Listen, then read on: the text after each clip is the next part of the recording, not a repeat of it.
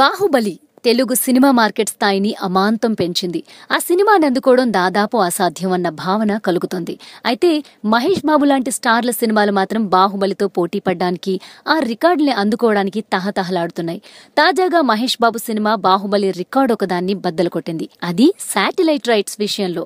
Mahesh Babu Murugadoss combination లో ఓ cinema తెరకెక్కుతోంది. Rakul Preet Singh కథానాయికగా నటిస్తున్న ఈ చిత్రానికి ఏజెంట్ శివ అని పేరు పరిశీలిస్తున్నారు. ఈ సినిమాకి అప్పుడే తెలుగులో శాటిలైట్ కి బంపర్ ఆఫర్ వచ్చినట్టు talk. Zee Telugu Mahesh cinema కోసం 16 కోట్లు కోట్ చేసిందట. ఫ్యాన్సీ ఆఫర్ రావడంతో చిత్ర బృందం కూడా జీ తెలుగుకి ఈ సినిమా రైట్స్ కి కట్టబెట్టే పనుల్లో ఉన్నట్టు టాక్.